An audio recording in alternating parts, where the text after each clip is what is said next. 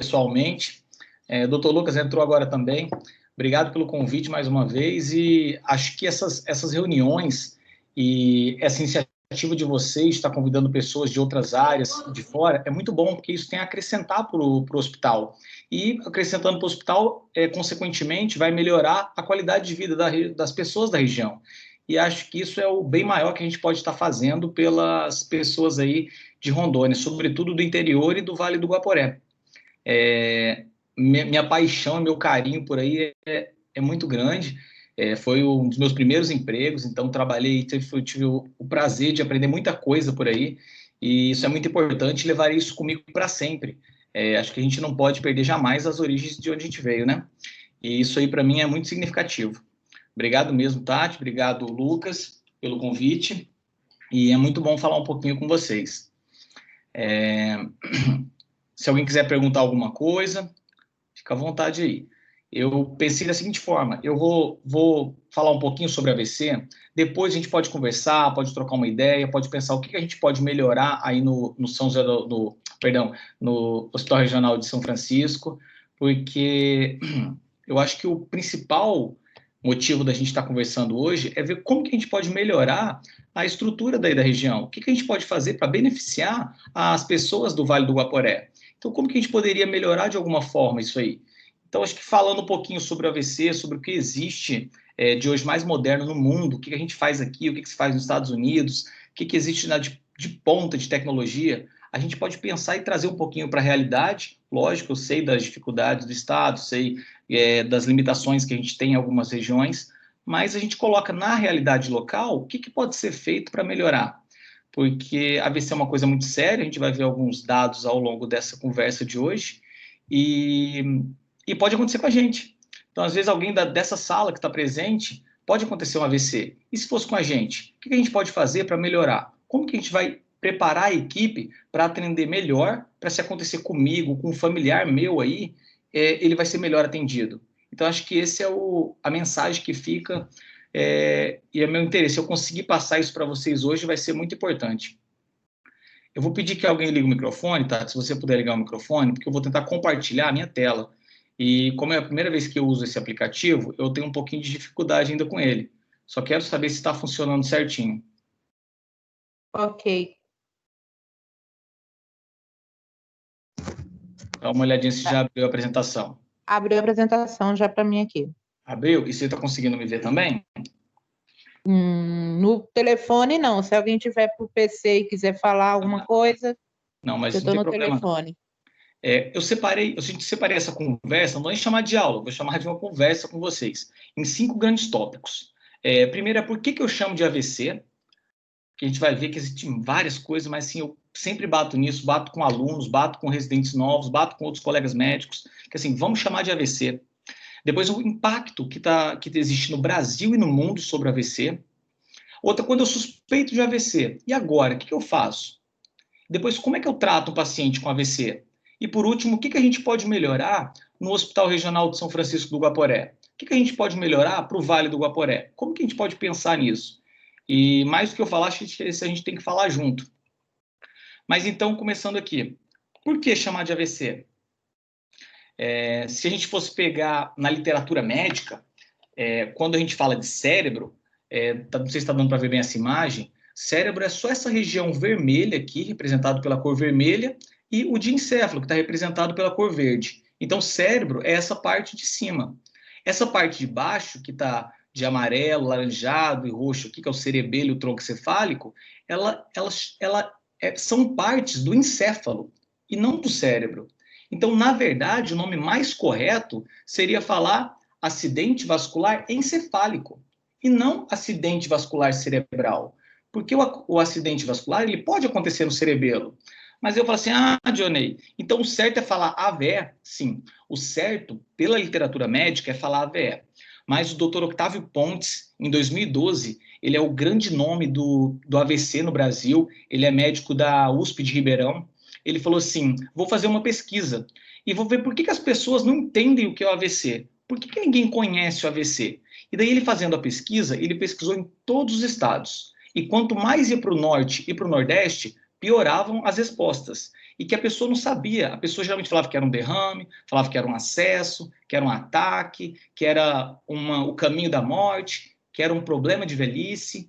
Então, o que a gente viu com isso? Viu que a população não sabe denominar essa doença. Se eu chegar e falar assim, a minha vovozinha ficou com um lado do corpo sem mexer e ela não está conseguindo falar, o que ela teve? Então, as respostas eram muito diversas. E tivemos mais de 28 nomes. E daí a gente viu o seguinte, por isso que o paciente não procurava a unidade rápido. Por isso que o paciente pensava assim, isso aí é um problema de circulação, vai melhorar, amanhã eu vou para o hospital, e ele acabava não melhorando. E ele perdia o tempo de tratamento. Então, precisava ter uma coisa mais séria, um nome mais robusto, um nome que todo mundo conhecesse, algo que fosse difundido na mídia, algo que por médico ficasse mais fácil a comunicação. E falou assim, as pessoas não sabem o que é um encéfalo, mas todo mundo sabe o que é um cérebro. Então, a gente vai chamar de acidente vascular cerebral.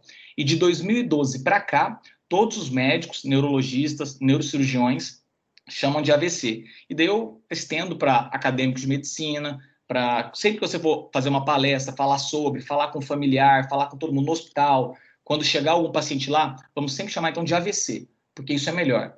Quando tem um infarto, fala assim, eu tô com uma dor no peito que vai para o braço.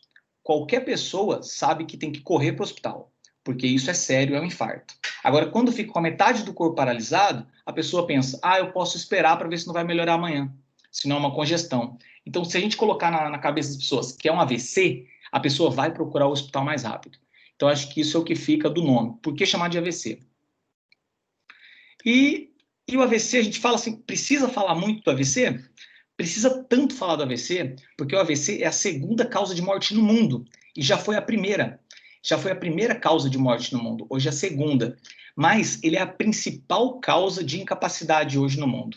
É muito mais do que trauma, muito mais do que qualquer outra doença. Então, o paciente que vai ficar incapacitado das suas atividades laborais, ele muito provavelmente, a grande bolo desses pacientes, eles são vítimas de AVC. E a epidemiologia, como é que está isso hoje?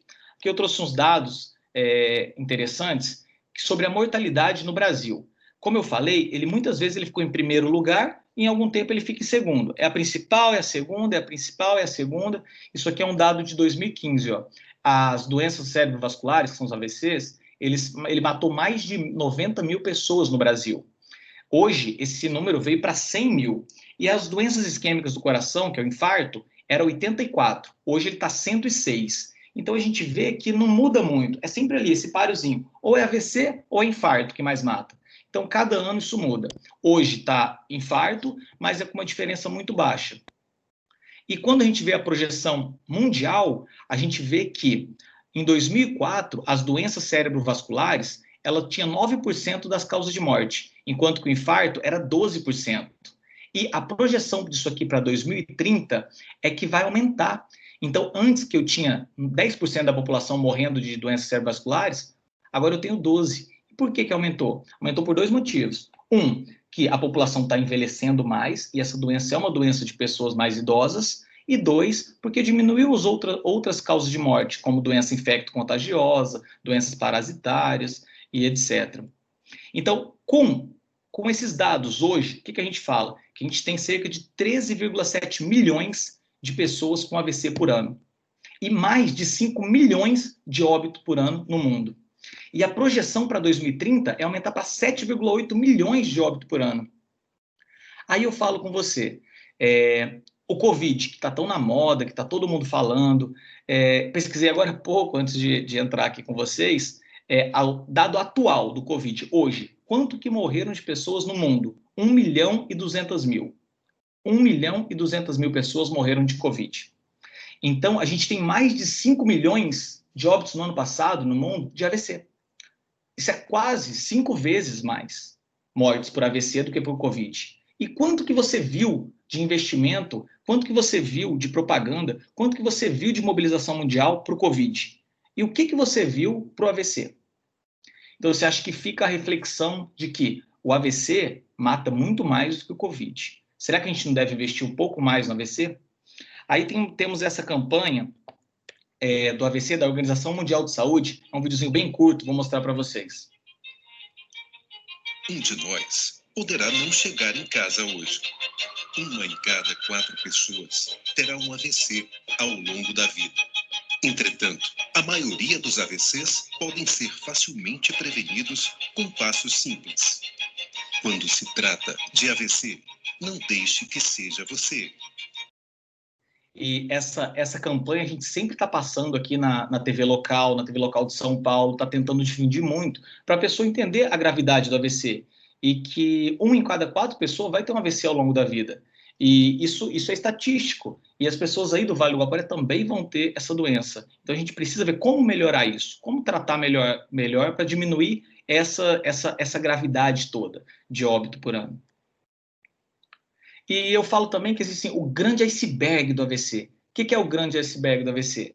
Tudo que eu fiquei falando ali com vocês era sobre óbitos. E óbitos é o que a gente vê, é o que está na estatística, óbito é o que vai falar, que vai impactar, mas além do óbito, fica isso que é muito maior e que dá muito mais prejuízo, muito mais custo para o sistema de saúde. Que o paciente que tem um AVC, ele vai ter múltiplas internações, ele vai ter pneumonia de repetição, porque fica microbronco aspirando, ele vai ter muito mais comorbidade associado, ele vai ter infecção de trato urinário de repetição, esse paciente não vai trabalhar, esse paciente que não trabalha, ele gera uma incapacidade para ele, mas ele gera uma dependência, e ele precisa de outra pessoa. Então vamos pensar assim, um paciente de 50 anos que teve um AVC. Ele era trabalhador, ele pagava o FGTS, ele pagava o imposto de renda uma vez por ano, então ele deixou de contribuir e ele começou a receber um auxílio de saúde. E ele recebe um auxílio de saúde, ele é acamado, ele não consegue fazer as atividades dele nem nada, ele precisa de um cuidador. Então a esposa dele, que também trabalhava, que também pagava FGTS, que também contribuía, ela deixou de fazer isso e também está recebendo um benefício. Então a gente vê que o impacto é muito maior do que o que a gente se vê. E o que os dados da literatura falam? 70% dos pacientes que têm AVC, eles não voltam ao trabalho. 50% vai ficar dependente. E 30% vai ter demência em 1 ano. E essa demência é uma demência cerebrovascular, que é uma demência bem importante, significativa. Então ele acaba ficando dependente, mesmo que ele não tivesse ficado antes. E hoje a gente tem mais de 80 milhões de sobreviventes de AVC, que está nesse bolo aqui no mundo. Então é muita gente, tem muita gente. E o que vale também frisar aqui é que 90% dos AVCs seriam preveníveis se a gente tivesse mudança dos fatores de risco. Exemplo, a principal causa de AVC, a fibrilação atrial, que é uma arritmia. Se o paciente acompanhasse com um cardiologista, ele teria controlado essa fibrilação atrial, teria tomado o medicamento certinho, teria evitado esse trombo e teria evitado esse AVC. Então, isso é muito importante. Obesidade, sedentarismo, tabagismo, alcoolismo, são todos fatores que são preveníveis. Então, se a gente mudasse isso, a gente conseguiria também ter um resultado interessante. E quando você suspeita de AVC, como é que a gente faz o diagnóstico, como é que é o quadro clínico? E aqui eu coloco essa frase, que tempo é cérebro. E daqui para frente, vocês vão ouvir eu falando algumas vezes, porque eu também acho muito importante falar que tempo é cérebro. Primeira coisa, o que o paciente apresenta quando ele tem um AVC? O que eu acho que deve ficar aqui desse slide é um déficit neurológico súbito. Súbito, acontece de uma vez, de uma hora para outra, é agudo. Porque muita gente fala assim, doutor, minha mãe está tendo um AVC. Eu falo, o que foi que aconteceu? Aí ela fala para mim, não, ela começou com dificuldade para andar, já tem uns 5 anos e está piorando, agora ela não está mais conseguindo andar. Eu falo, não, isso é um déficit progressivo. Então isso não é AVC, um AVC é um déficit súbito. Minha mãe, acordou bem, conversou comigo, tomou café da manhã. Depois do café da manhã, ela ficou com um lado paralisado do corpo. Isso aí pode ser um AVC, porque foi agudo. Então, geralmente, depende da área do cérebro que ele vai afetar. Conforme ele afeta uma área, a área que era responsável por aquele movimento, por aquela função cerebral, ela deixa de funcionar. Então, é um paciente que pode ter fraqueza ou dormência súbita de um dos lados do corpo, pode ter confusão, dificuldade para falar, que a gente chama de afasia, pode ter uma dificuldade para enxergar de um ou de ambos os olhos, pode ter uma dificuldade para andar, tontura, coordenação. Isso aqui é muito característico de infarto cerebelar, porque o cerebelo é responsável por essas funções. Ou pode ter uma cefaleia intensa e súbita, que geralmente a gente fala que é a pior cefaleia da vida, que é no caso de um AVC hemorrágico, né? Sobretudo uma HSA, que é um AVC aneurismático causado uma hemorragia subaracnoideia. Esse folderzinho aqui é o que a gente distribui para a população, que é uma regra mnemônica de SAMU, que a gente sempre fala assim, ó, você tem que testar o SAMU. O que é o S? O S é sorriso. Pede para ele sorrir. Sorriu, não conseguiu, só conseguiu sorrir com um lado da boca, ficou torto, teve uma assimetria, ó, isso pode ser um AVC, tem que correr e ligar para o SAMU. Ah, pede para abraçar, ele levanta os braços para abraçar. Só levantou um braço, ó, pode ser um AVC, tem que correr. Ou M, de mensagem. Pede para ele falar alguma coisa, para ele repetir uma mensagem, não está conseguindo falar, ó, pode ser um AVC. E o de urgente, que é para correr e ligar para o SAMU. Isso aqui a gente também distribuiu na campanha, distribuiu em todas as capitais, teve um movimento muito grande agora no mês passado do AVC, para tentar conscientizar a população, mas eu ainda acho e vejo que é muito pouco falado sobre AVC para a população, então a população acaba não tendo esse conhecimento e dessa necessidade da urgência. E quando a gente fala de AVC, é muito importante também lembrar que existem dois grandes tipos. Existe o AVC isquêmico e existe o AVC hemorrágico. Como é que é o isquêmico? O isquêmico, ele está representado aqui à direita, ele é um AVC que ele vai vir um trombo ou uma placa de colesterol, uma placa de gordura e vai obstruir o vaso. Então, onde estava chegando o sangue, para de chegar o sangue. O que acontece? Não chega sangue lá, essa área isquemia, essa área morre, essa área infarta. Então, aqui a gente está vendo uma tomografia de crânio sem contraste, a gente vê que vê uma área mais escura que está morrendo. Então, essa área aqui foi um AVC isquêmico e ele é responsável pela maioria dos AVCs. Mais de 80% ele é causado por complicações isquêmicas. Então, tem literatura que chega a 87, esse número aqui, alguns dados. E o outro caso é o AVC hemorrágico. O que é o AVC hemorrágico? É um vasinho que, ao invés de obstruir, ele se rompe. Aí ele sangra. Então, aqui, o AVC hemorrágico intraparenquimatoso, que um vasinho dentro do cérebro se rompeu e formou esse coágulo, um hematoma. Então, AVC hemorrágico. E existe ainda a hemorragia subaracnoideia, que, quando antes do vasinho entrar no cérebro, propriamente dito, ele pode formar um saquinho, que é um aneurisma. E quando esse aneurisma se rompe, a hemorragia fica fora do cérebro. Ela fica nesse espaço, que antigamente era pretinho e preenchido por líquor. Então a gente vê esse sangue extravasado. Isso aqui foi o caso do Tom, que era do Louro José, que morreu recentemente agora, anteontem. Então ele teve um aneurisma que se rompeu e formou uma hemorragia subaracnoideia, que é um tipo de AVC. Aí você que já sabe mais. Que tipo de AVC? É um AVC hemorrágico, certo? E quando eu falei, olha, ele tem um AVC, tá, fiz a tomografia, o paciente tem um AVC, como é que eu trato esse AVC?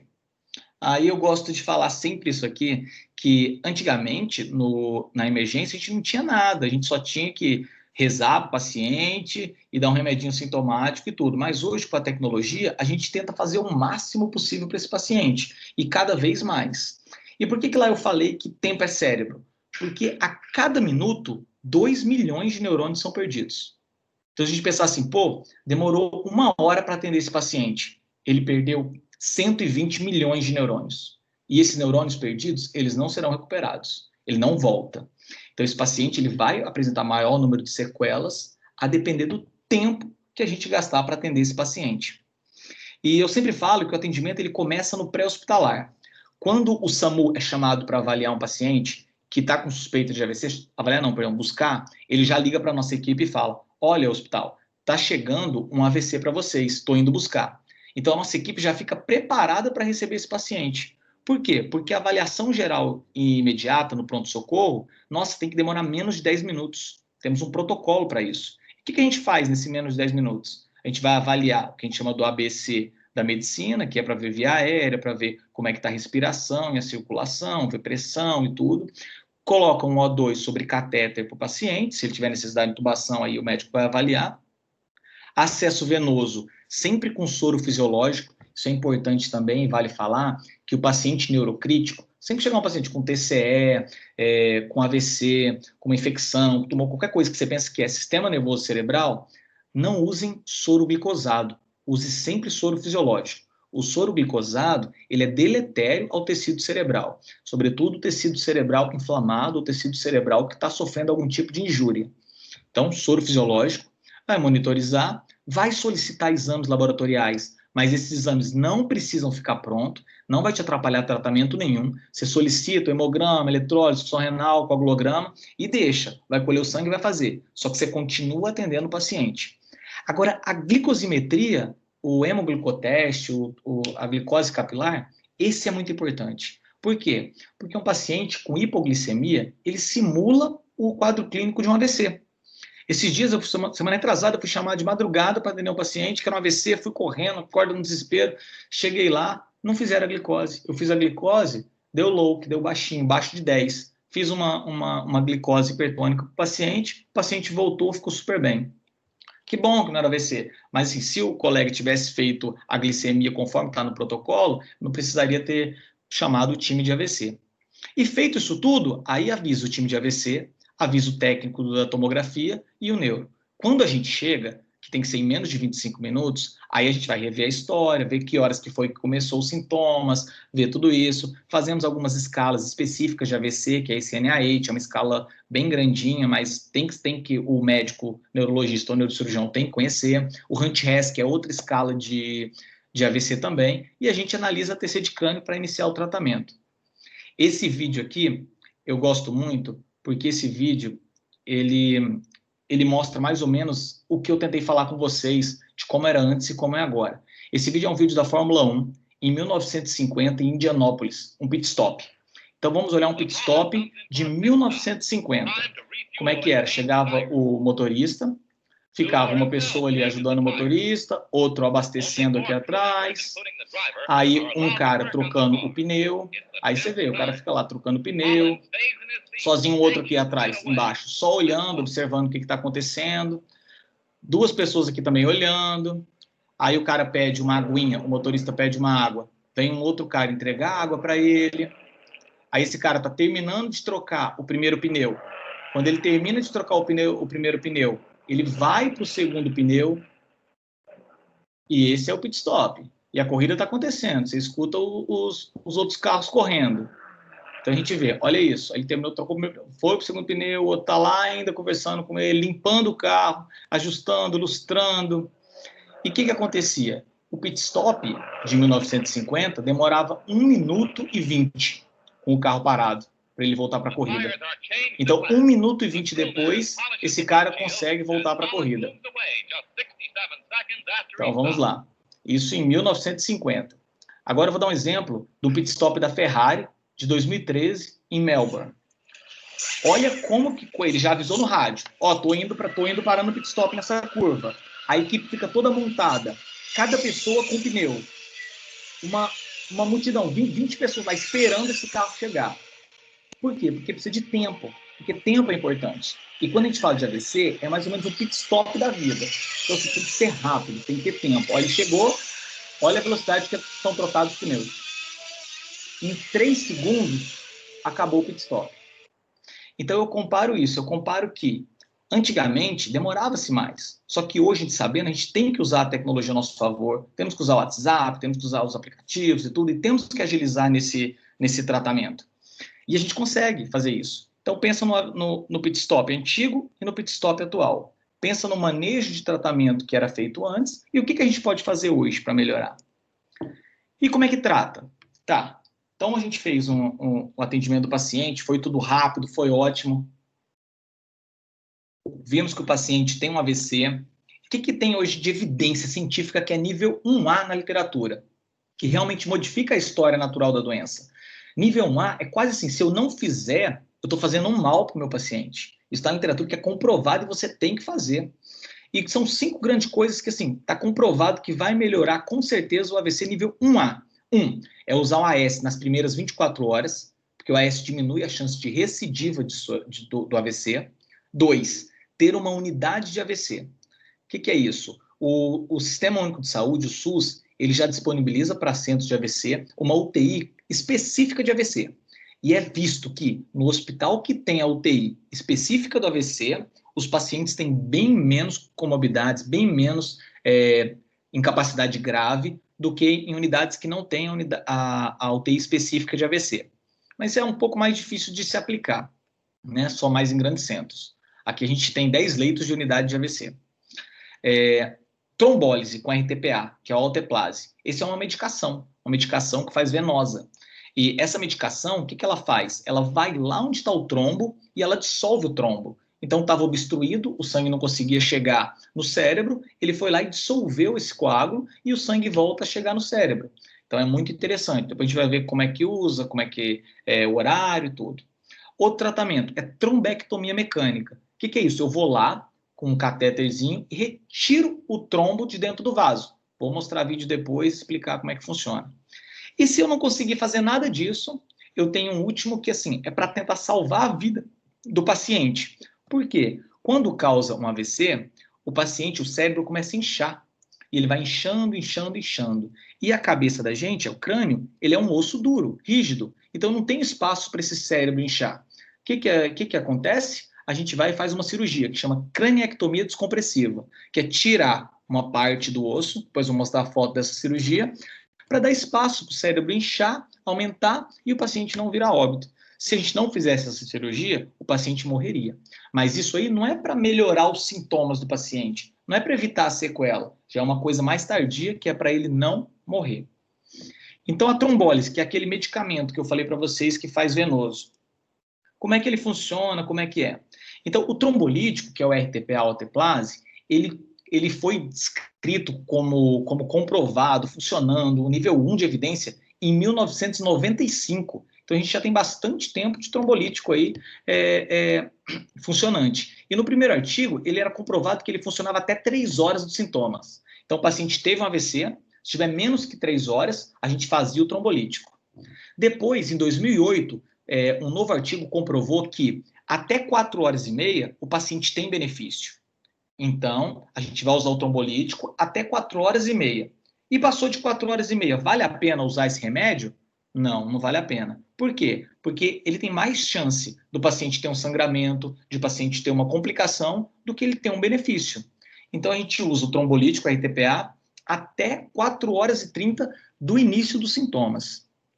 E ele tem uma série de critérios de exclusão. Se o paciente já teve um AVC prévio, se ele fez uma cirurgia recente, se esse paciente ele teve uma hemorragia gastrointestinal. Mas isso aí o médico é bastante, você pode reler na hora lá. Deixa eu olhar se meu paciente tem alguma contraindicação ou não. E isso é no mundo. Então, em 2008 já era comprovado e no mundo inteiro se usava o RTPA. Só que é uma medicação cara. E o que aconteceu? O Brasil criou uma portaria em 2012 falando, não, temos que usar o trombolítico no SUS, porque vale a pena usar o trombolítico para o AVC. Então a gente começou a utilizar. E mesmo começando a utilizar, hoje menos de 5% dos pacientes com AVC recebem o trombolítico no Brasil. Aí você me pergunta assim, mas Johnny, por que só isso? E quando eu jogo isso para o norte, é menos de 1%. Então, menos de 1% dos pacientes em Rondônia recebem o trombolítico. Por quê?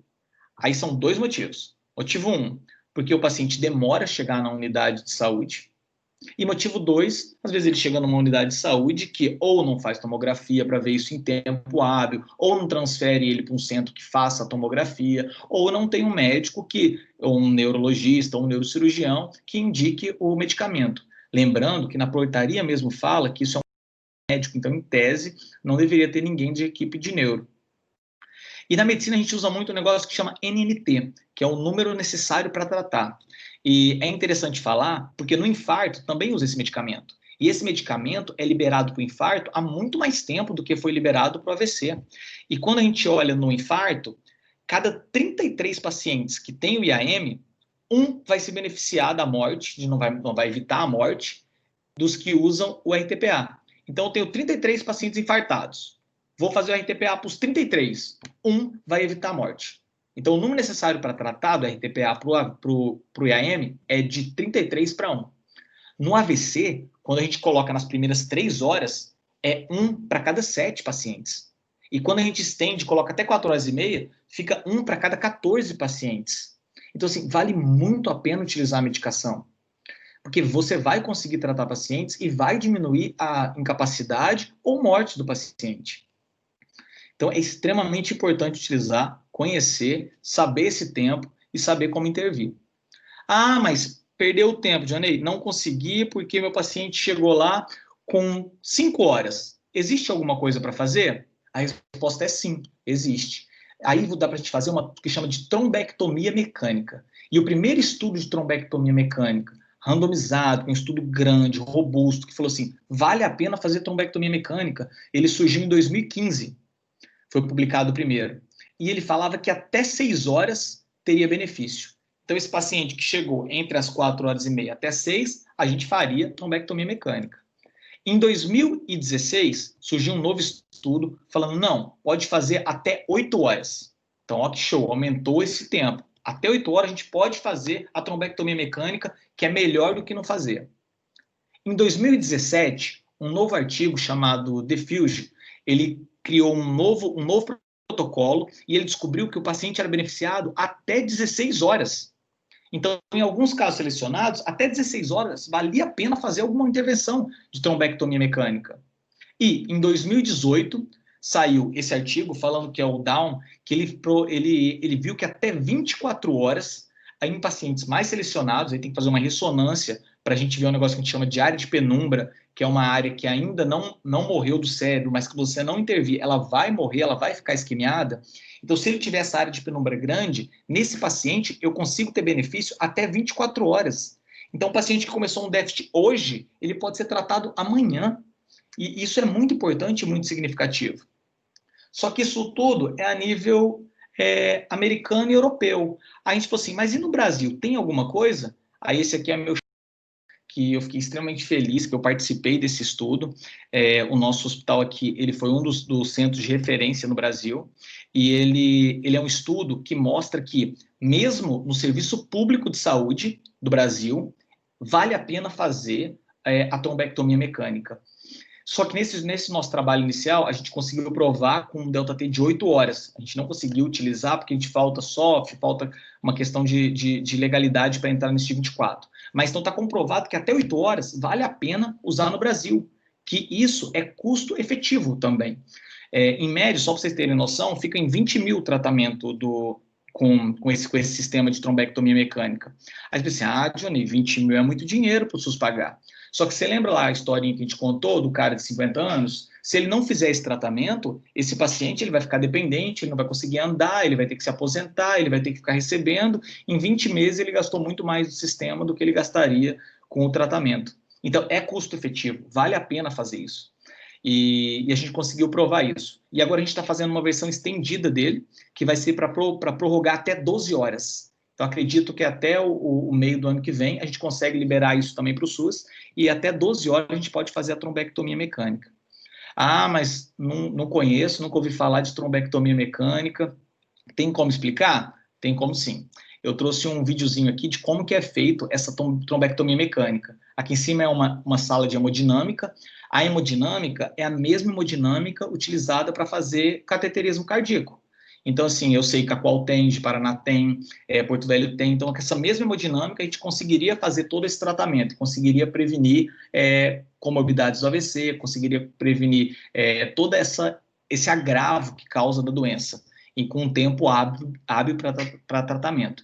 Então, hoje no Brasil, até 8 horas está liberado, e em casos selecionados, até 24 horas, mas esses aí a gente só faz para convênio particular, porque não é liberado ainda pelo SUS até 24 horas. E, Johnny, como é que faz? Aí eu trouxe um vidinho aqui ilustrando como que funciona. Deixa eu voltar aqui para mostrar para vocês. Então, é a mesma ideia do cateterismo. A gente entra com um catéter pela perna do paciente. Está mostrando, ó, o vaso da cabeça, foi lá e teve uma interrupção do fluxo. Então, pronto, teve um AVC. Esse paciente com o trombo, ele não consegue mais mexer um lado do corpo. Ele não consegue falar. Então, ele vai para a hemodinâmica. Foi para a hemodinâmica, a gente coloca pela femoral, na região inguinal ali, um catéter. E esse catéter, ele vai subindo pelos vasos, navegando, lá de baixo, da artéria femoral, artéria aorta descendente, crosta da aorta, artéria carótida, sobe, até chegar muito próximo do trombo. Aí ele passa o trombo com catéter, com microcatéter, que a gente vai com o guiazinho até lá na região dele, bem próximo, coloca um catéter um pouco mais espesso, retiro o guia e retiro o microcatéter, e nesse momento eu começo a aspirar com uma bomba específica, uma seringa grande que ela tem um manômetro para a quantidade de pressão que eu consigo aspirar. E eu vou aspirando, aspirando, aspirando esse trombo. O trombo sai por completo do vaso e a circulação volta. Então, volta a ter sangue naquela área que não teve sangue. E isso é extremamente interessante. E se for rápido, o paciente volta ao normal. Ele perde toda aquela clínica que ele teve do AVC. E essa técnica é uma técnica que a gente chama de técnica penumbra. Existe outra técnica, que é uma técnica que a gente chama de solitaire. A técnica do solitaire é essa técnica aqui. A ideia inicial é a mesma. É obstrução de um vaso, obstruir um vaso, eu vou lá com o catéter lá da perna eu levo um microcatéter, esse microcatéter também passa o trombo, só que ao invés de aspirar, como eu aspirei no anterior, eu vou passar um stent. Ele vai mostrar aqui como é que é esse stent. Eu venho com o microcatéter também, passo o microcatéter do trombo. Depois que eu passo do microcatéter do trombo, eu retiro o microguia.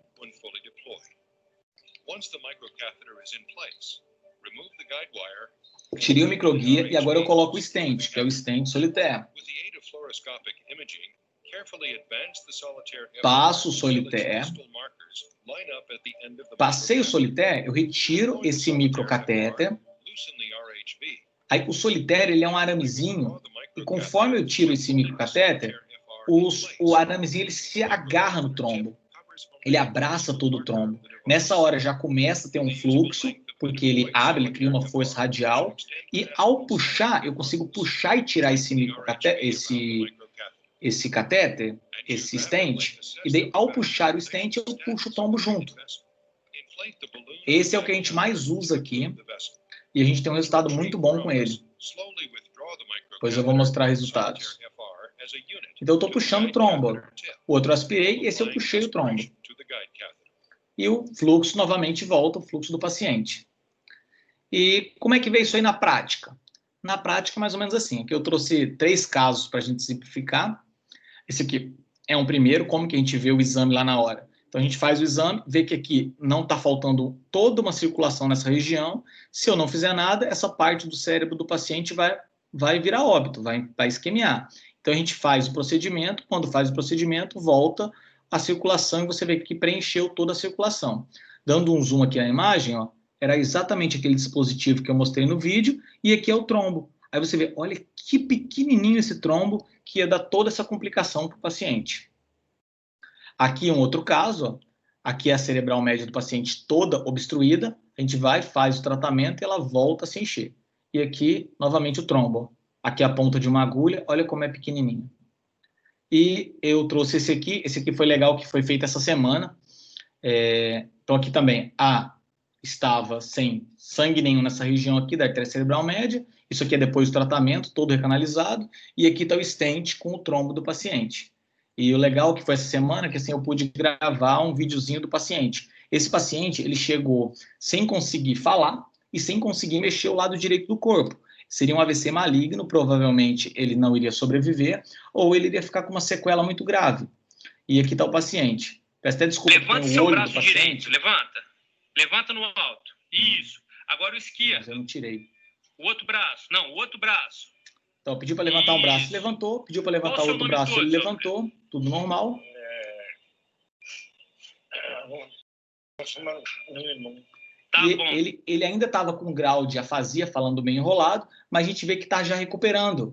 E, assim, isso foi no resultado imediato. Então, assim, muito bom resultado. E esse paciente, muito provavelmente, ele vai voltar a falar normal. Então, olha como que é interessante esse tratamento.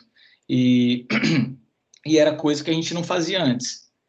E não, Johnny, não consegui porque o meu paciente, ele chegou muito, demorou, não conseguiu fazer o medicamento venoso, não consegui fazer a trombectomia mecânica porque também passou do horário, passou das 8 horas e era SUS, ou ele morava muito longe, não chegou, ou ainda não tem no meu estado. O que tem que fazer para esse paciente para evitar a morte? Então, a medida heróica é a craniectomia descompressiva, porque aquilo que eu falei, a cabeça é dura, vai inchar, o crânio é duro, então eu preciso tirar o crânio.